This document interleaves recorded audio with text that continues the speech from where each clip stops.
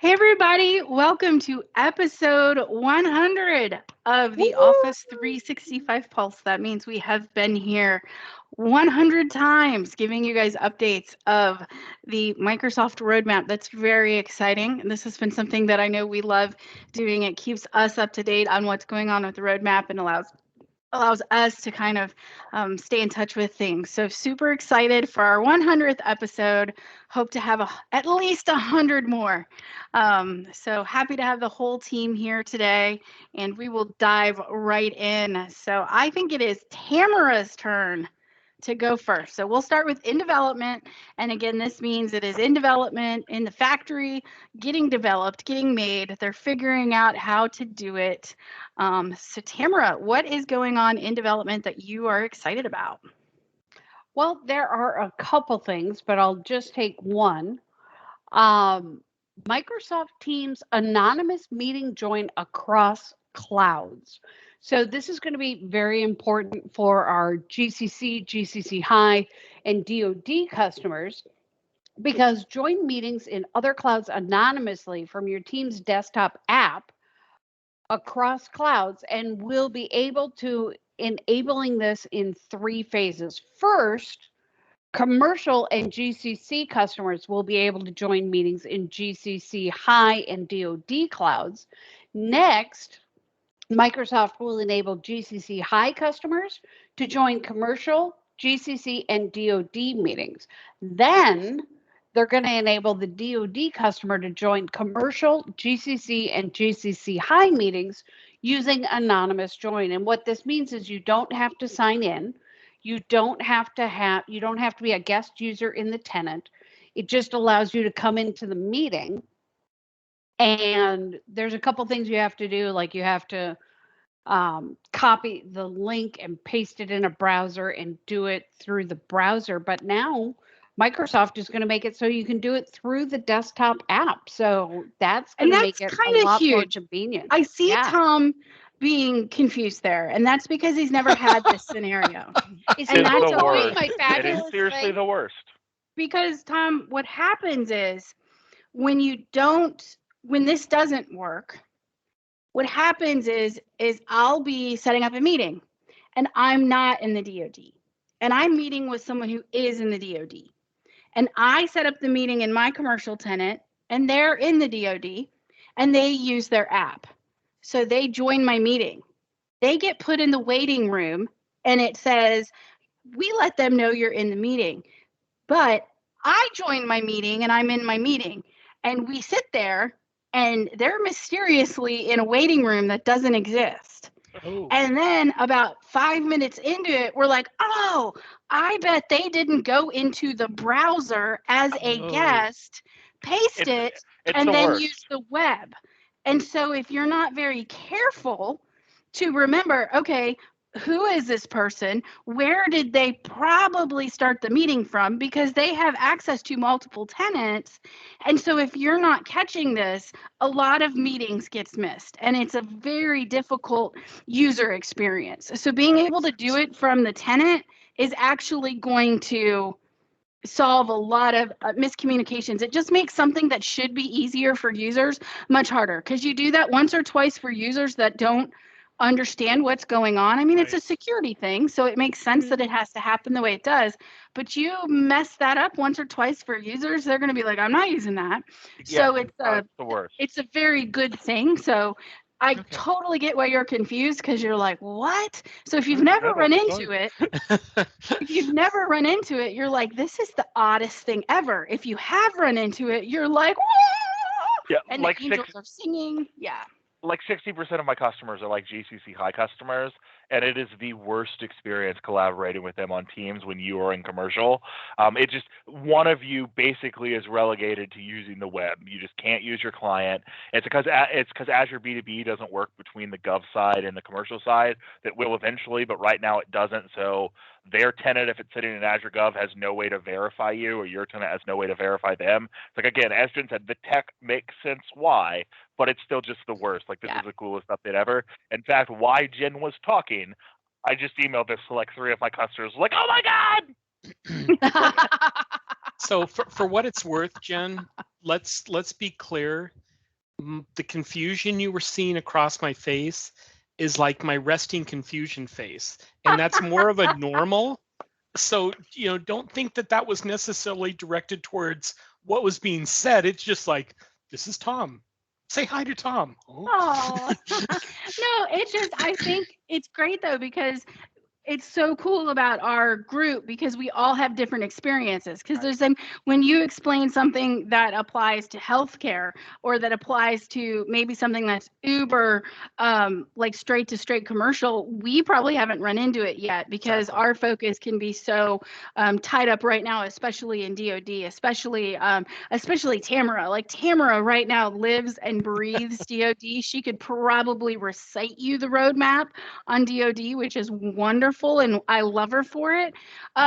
But that's just kind of where we're all at. We all have our own piece of it. And so it's really great. That's what makes it such a team for us to work together. So I actually really like it. And so I'm sure if you had a question, others were going to have a question too. They might read this like, who would ever think that anonymous is different than guest? I mean, to me, that's just crazy. Like those are two different things, but they totally are. And so, and so it's just, Yeah, we had an episode the other day where I was getting ready to do a 1-minute office magic tip, and she says, "Oh, where are you writing up?" And I told her what it was. She goes, "We don't get to do that."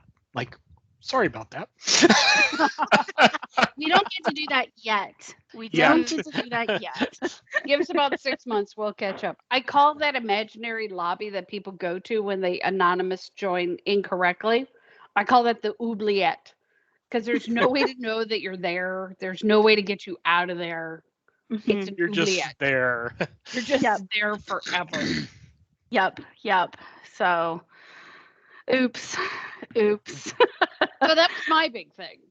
That's a good one. That's a good one. How about you, Tom? What are you loving this week? Well, I'm going to go a little bit off from what I normally talk about, but it kind of was 4 things that I thought kind of all linked together. And that is in the Microsoft Graph world.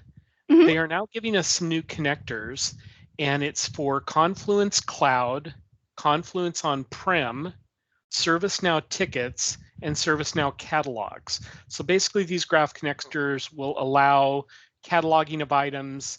Like one of it says from ServiceNow into Microsoft Search, and allow users to query them from SharePoint, Office Bing, Office.com, Microsoft Teams, Windows Search Box. Same thing with Confluence, where it's actually going to pick up pages, blogs from the site, and you can do the querying. Again, one of those ones where you can have a one-stop shop, especially if you tend to be a heavy Confluence user or you're a ServiceNow user, be able to get all that from within, especially like Teams, and be able to find the things that you need and possibly be able to do something with them, I think is a really cool thing. So. Yep. So I've got one, Microsoft Teams 2x2 video gallery for web meetings in Safari. So just making some changes there so you can show up to 4 participant videos during a meeting in the Safari browser. So that's changes that are coming there, as well as live reactions to Teams rooms on webinars on Windows. So Teams rooms on Windows, live reactions. So just getting that same experience in other meetings. I actually was in a meeting this week where there were a lot of people there, and the people in the room were using live reactions appropriately, and it was so helpful. And I was like, this is really nice, and I really enjoyed it. Not like I've been in meetings where people have been using them inappropriately or anything like that, but it really added to the value of the meeting when they were using it, because instead of just everyone saying yes, I agree, it was saying it added a lot of value when they were used just used appropriately. And so it was very nice and very well done. And so it brought a lot of value. So I was excited about that. I was excited to see that. The one thing I really liked along the same lines of seeing those live reactions, and that was Sandra Mahan, my coworker, and I were doing a session on Power Automate. And it's like, I'm going to demo how to do this one certain thing. And we get done. She's like, so Tom, what if, I'm like, No, I hate live demos. I'm scared to death with live demos. It was already bad enough that I was doing one. Now you just took away my safety net and you're asking me to ad lib stuff on the fly. And we're starting to go back and forth. It's like, well, Tom, what would be the case if you did this and you didn't have an email that was sent? You just did it in a Teams channel. I'm like, you're loving this, aren't you? And she goes, pretty much. And the live reactions were coming with like hearts and claps and the whole bit because people like that interaction. And somebody said, if you two weren't taking, shots at each other, we think something was desperately wrong. But it was just that whole bit that you couldn't see the reaction of people. But with the live reaction, you could tell that people were enjoying the interaction as well as they were enjoying the information that we were conveying. And that's just our style. We love doing it. It's nice to get that feedback, though, when you're each sitting in an office that's separated by many, many miles. So you got to embrace the live demo, Tom. The way I look at it, the more I screw up as I'm presenting something, the more people have the opportunity to learn. Like I always hate it when I went to sessions and conferences when I was attending conferences and like people would have like pre-prepared stuff and they only talk from a PowerPoint because like sure it's going to work perfectly when you put what you wanted in a PowerPoint. So I always pretty heavily lean on like live demo and stuff and fairly routinely in my sessions mess up stuff, but I just see it as like then you actually get to see how someone tries to troubleshoot it, how someone tries to go through and work at it. Embrace the chaos, Tom. Adam, you're so cute. You're so young because like you've only ever done conferences when like the internet's been strong enough to support you through the whole conference. I have 100% had a session that I was planning on doing. It was an early session where I was doing when it was still called Flow and the internet was down in the whole place. So it's like, well, how am I going to present on Flow when like I don't play a pre-recorded demo? Yeah. Well, I actually didn't have a pre-recorded demo. We talked about how it works, but there's two I want to mention, and I'm gonna use a lifeline.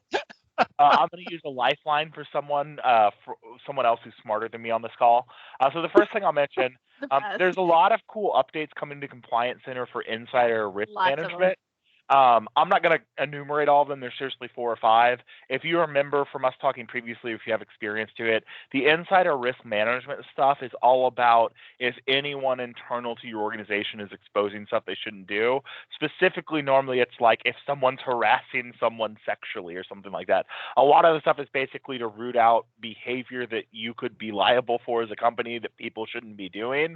Racist, misogynistic stuff like that. It's basically to like, it's almost like the fun police, but like in a good way internally of trying to go through and like make sure that like people aren't doing what they should. A lot of updates coming to that. That's kind of cool. It's nice to see them again continue to develop that technology. The other thing I'll mention, there's 2 updates in here about Viva. There's one going through for connections to desktops for GCC, which is basically you'll basically have the Viva Connect desktop release, which will make it so that Teams more seamlessly integrates with your intranet, displaying information like that. And then they're going to have, as you've seen with probably most modern Microsoft apps, they're going to have the little send feedback button inside of Viva for normal commercial tenants. But the reason that I'm pointing this out, and this is where I'm going to throw a lifeline out to one of my colleagues who can probably do a better, more succinct job of explaining what Viva is. Viva is going to be big, y'all. It's a very high priority for Microsoft. It's something that they've put a lot of effort and thought into, that they're kind of trying to bring in multiple different areas to modernize how people are interacting with their tools in a way that makes it easier. And that's a big play for Microsoft, because if all you have is your email with Microsoft, it's easier for you to leave. If you have the core thing that's driving your collaboration and working together with your coworkers, it becomes much harder. And they're kind of setting up Viva to be a mechanism to deliver that. So one of y'all want to give like the 30-second elevator pitch of what Viva is and why this matters? Yeah. Tom, you were about to talk too. No, I was about to say, I think that's a Jen thing. So Viva's got a couple of different connections. You're going to throw Viva in front of a lot of different things right now. So you're going to get Viva Insights, which is going to be how do people work together. So think of that as the graph, the connections, and then you're going to take that information of how people work to help them work better. So managers are going to look at insights and help that to help people work better. Viva Learning is going to be a way that you can take learning information and help them learn better. and get learning where they need it. That's in the works. That's kind of coming out. That's going to integrate with LinkedIn as well as your own LMS systems, your own learning. They have a couple of learning partners that they're working with. Then you're going to get Viva and syntax and all of that. That's the power I think that Adam is really talking about. And that's where you can think of all the time that you have gotten your users and you've tried to get them to tag every piece of document and every piece of content and every piece of everything, and you've wanted to tag them correctly with metadata so that it can be categorized and found later and grouped together based on synergies and things that go together. And syntax is a way, this is the 30-second, not so technical way to say it. This is the way that we can use machine language, we can use AI, we can use all of these tools, all of this data to do it for us. We can use training tools, we can use all of these things, and we can teach it to do it for us. So it will look at the documents, it will look at the data we're pointing at it, it will tag it, and then it will build these collections and build these things. And then from that, we can drill down and look into it. So it's going to create these collections of this unstructured data and structure it in a way that we can get into it and look at it. So it's going to take all of these large collections of data and pull them together so we can pull out information on top of it. So it's doing all of that stuff that literally we've been trying to do for years. We have a data problem. We have data everywhere. I looked at my OneDrive. Oh my goodness. You know what I did not realize? My personal OneDrive.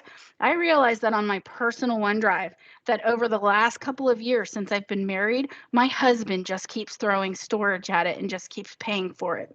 I have a data problem, y'all. I just keep putting stuff out there. That cloud is big. So I have a data problem. It's the same thing at work. We have a data problem. We have data everywhere. So this is going to be a way to get our data, get it organized, put things on it. We have a data problem. We're also going to have a retirement problem very quickly. All of the data that's in people's head, it's going to be leaving. This is going to be a way for us to work with it. So this is going to be huge. This is going to be huge in the government space. If you look at all of the executive orders that are coming out saying things need to be digitized, things need to be tagged, things need to be organized, this is all coming up there. So some of these connectors that are coming for the government, there's so much there. So you've heard of Project Cortex, you've heard of Syntax, you've heard of all of these. This is all kind of in that Viva umbrella. The fourth part of Viva there is then bringing your intranet that into Teams and making everything uber accessible. So there's 4 components of Viva. It's kind of getting the intranet into everybody, putting all of this data in a way that's super accessible, super, doing all of it. You're going to end up putting people teaching the machines how to go in and read documents. So say I had like an order form. How do I teach the machine to go through and read that order form to know what data am I pulling out of it? So the next order form that comes in, how am I tagging it? So I know that wasn't 30 seconds, but that's No, I mean, regardless, Viva is going to be huge. I am sure we will talk more and more about it as stuff continues coming on the roadmap. But I can tell you guys, like, this has the same potential impact from talking to the people I know that are more exposed, people like Jen, to be blunt, and my contacts in Microsoft and my friends in the community. Viva now is where Teams was before Teams launched. Viva has the potential to have that level of transformation over how people approach and consume 365 and collaborate with their users. Different focus than Teams had for sure, but same potential transformative power. So we will probably make it a point when we see Viva stuff coming on to talk about it a little bit, because even if you don't realize it today, 3 years from now, Viva is going to be super important to you. So we want to make sure you're in the loop on what's going on. But that's all I got for in development from my side. I only have one more for in development because I think this one could have been a showstopper for people. And this is the Compliance Center. So this one's coming out it says for release in September, so this should be coming for this month. And that's the Microsoft Compliance Center Core eDiscovery and Advanced eDiscovery is going to support legal holds for Teams private channels. So which I didn't even realize it didn't do. It's kind of crazy that it didn't do it, right? Yeah. So if you were waiting to allow people to have, private channels and private conversations and private teams and stuff like that inside of Microsoft Teams until eDiscovery supported it fully, then that's something the Compliance Center is going to be supporting. So just want to mention that in case that was a showstopper for you. So that is in development and it's looking like a September release date, or if that's something that you're just waiting for, that is out there. So I think that one's important to mention. I'll just throw one other thing out there, just because I thought Tamara would mention it, because she always jumps on the Microsoft project things. Modern comments. You see them in Word, you see them in Excel, you see them in PowerPoint. You're now going to see them in Microsoft projects. So, yay. That's I love it. Sweet.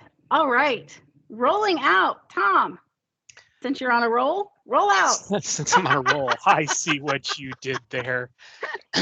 So Autobots, roll out. Oh, this is so off the rails. That was more oompa loompa, oompa oompa. I love when Tamara just shakes her head at us. I think I just showed my age. I grew up. I woke up at like 6 a.m. to watch Transformers on Sunday, but I'm slightly younger than the rest of the audience. No one else dug into my Autobots roll out comment. I'm older than all of you. I would wake up early to watch Bugs Bunny, so that's what we're doing. I watched the Gummy Bears on Saturday morning. Gummy bears bouncing here and there and everywhere. That was my cartoon of choice. Okay, so I now get to follow this particular topic. 100 shows. Woo! Microsoft Teams, reporter and side-by-side presenter mode and desktop or window sharing. So basically, you're going to have the two presenter modes. I'm sorry, would you like to talk about this, my dear? No, that's fine. Oh, God. I'm so going to pay for this later. For those of you who do not know, Tamara and I live in the same house and we are engaged to be married. So, yes, this is not... So Tom is making a gravest mistake right now. Go ahead, Tom. This is not a compliance issue that's going to show up in, team chat, check, the whole bit. Anyway, two presenter modes are now coming available. Reporter places content as a visual aid above your shoulder, like a news story. And the side-by-side displays the video feed next to your content. You can now select whatever mode works best for you. And with that, go ahead, Tamara. Mm-hmm.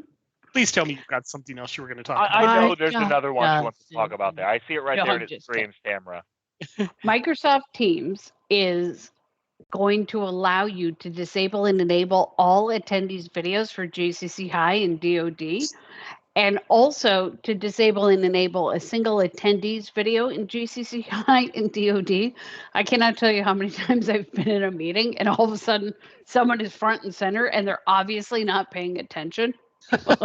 I read this and immediately thought of you with all the trainings and the webinars and stuff you do. I read this and I was like, this has Tamara written all over it. Yes, this along with lower all raised hands for GCC High and DoD. I'm like, aren't your arms tired by now? Come on. So we do these Ask Me Anythings and people, I'm like going through the list and finally I have to say, all right, just check again. Did you have another question or did you forget to lower your hand? This way I can just be like, nope. You're all out of there. Oh, it's great. Oh, and another one, Tamara, Microsoft Teams include computer sound when sharing from your desktop or Windows in DoD and GCC, GCCH. So that's another one on Windows and Mac. So that's a good one that's coming. Again, just GCCH and DoD catching up to the features that we've had in commercial. Very good there. And then correct answer choice in Teams meeting forms polls for GCC. So to make poll creation as frictionless as possible for those that use polls in meetings. Do you have anything in this one, Adam? Or I don't know. This was not very admin-y nerdy today, so I'm good. Tom, do you have anything else in this one? Nope, I'm good to move on. All right, well, we'll let you start with launch then. Okay, so I'm going to kind of do a blanket here, which I'm known for. Microsoft Search. So they've got a lot of things that should now be in launched. On-canvas search in Word, Excel, PowerPoint for the web. Modern media search in Word, Excel, PowerPoint apps. Natural language file search in Outlook. Dynamic height for results and reports in modern sites. Also single word acronyms in Microsoft Search and Bing. So those are all changes that they've been making to Microsoft Search. Again, being their launch, that means they should all be completely rolled out. So if any of these sound of interest to you, check your client or check your tenant. You should actually be seeing these out in your tenant at this point. All right, Tamara, what do you like this week? I like something a little unusual. Yammer. Post on behalf of another user. This is going to be so good for all those administrative assistants out there who are in charge of managing the persona for another person. That's a good point. So this will be really helpful. I like how Tamara's like, oh, this will be so great for all the administrative assistants. My first thought was, I'm going to talk so much shit as Jen.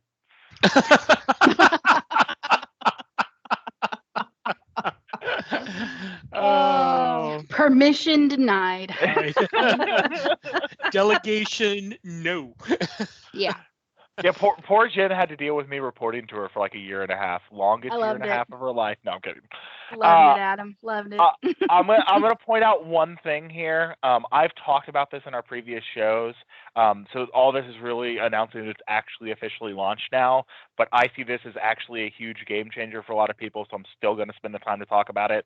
MIP enhanced location support for auto labeling. You can now officially in commercial tenants auto label to more than 10 locations. That was a limit for the longest time. There's so many far-reaching security and compliance implications of this that are super awesome and super going to help out a ton of customers out there. So again, I'm not going to wax and wane on the feature itself too much because I think I talked about it when it was in development and when it was rolling out because I'm that excited about it. Yeah.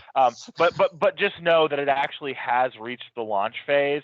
And so for the commercial side, absolutely awesome. I think maybe last week or the week before, we finally saw it on there for the Gov Clouds too.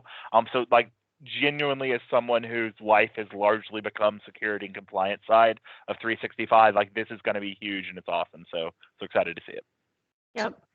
I'm going to mention one, and then I'm going to tell you check internal to your own branch, your own MAGCOM, your own DoD, your own GCCH agency, find out what's going on.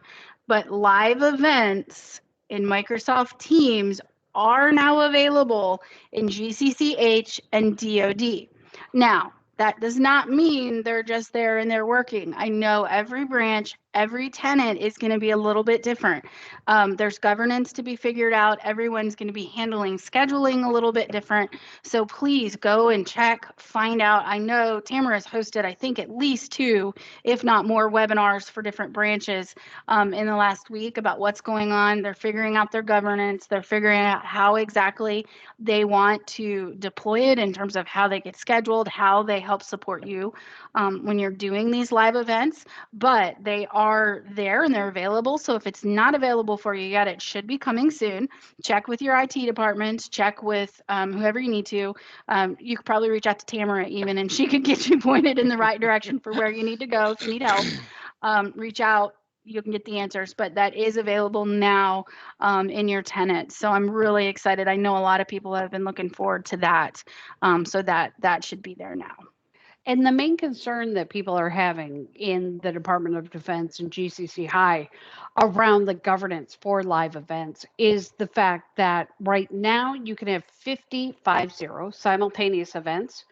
But after December 31st, Microsoft is looking at rolling it back to 15 simultaneous events. Well, with how large these organizations are, it's probable that you're going to have more than 15 live events scheduled for the same date and the same time. And what happens is when you get to number 16 after December 31st, that event just won't start. But they'll let you schedule it. So it's a little bit, yeah. So they're just trying to work out details. So it's, I think it's really just a checking in and figuring out where things are at right now. But all of your IT departments or where you typically go for help, your DoD hubs, your different things like that should have a lot of that information. Your comms departments and stuff like that should be able to help you out and give you timelines and different things there. Cool. Anything else in launched? I'm good. Awesome. Well, we have 2 in canceled that are just duplicates. So nothing there. It's a Windows Defender endpoint, just a duplicate. And then Word, PowerPoint, Excel, all of these, when you're co-authoring and you're editing, people want to be able to bring up the contact card, which makes a ton of sense because you might want to ping them on Teams. You might want to get more information about them. You might want to find out who the heck they are. So you kind of want to bring up that information, but that's just a duplicate. So nothing big to see there. There is one that is being postponed that's going to come back when the timeline is confirmed, and that's in Yammer. And that's so you can edit an attachment in a post. I can totally see why you want to do this because you make a big post, you write something about it, you attach something, and then somebody goes, oops, and they need to make a change in the attachment that they post, but somebody's already got a link to it. So you don't really want to delete it and reattach it. You want to like just make a change to it. So that is just getting postponed, a new timeline. I'm guessing they probably changed their mind on how they're going to do it or changed how, something's up with that one, and it's going to get delayed enough that they don't want it on the roadmap in its current state. So they're canceling that one with a to be determined on it. So those are our cancellations. I don't think there's anything to worry about there for that. So I think that is all that we have for this week. I think this has been such a fun show for episode 100. I love it. I love it. I love it. So we will be back next week with episode 101. So I still remember, Jen, when you pinged me and said, hey, Tom, how would you like to do this show with me? I'm like, I don't know what I'm doing. I don't know this kind of stuff. And I had already told everybody we were going to do, like, yeah, Tom's going to do it with me. I don't even really think I asked. I think I kind of like voluntold that Tom was. Yeah, I was pretty much voluntold. I'm like, oh, yeah, this is probably good for me. And it really great. has You been. do such a good job at it. The show would not be the same without you. I love it. I love it. Stuff. Yep. Yeah, you're muted, Adam. Your mouth is moving, but no. I was trolling. I was like, I would just like to say you're a terrible. No, I'm kidding. Oh, wouldn't be the same without Tom. You're the glue that holds us together. Oh, please. All right. Well, this concludes this episode of the Microsoft Pulse. I will have say, a great Tamara, week. Yeah. you had wonderful choreographed applause emotes with me at the start. So, like, props. You like that? You like that? It was like synchronized swimming, only with reactions. We didn't even talk about that beforehand either. No plan. It was all impromptu. Bye, all guys. right, everybody have Enjoy a your great long day. Weekend. Have a good week. Yeah. Thanks, everybody. Happy 100.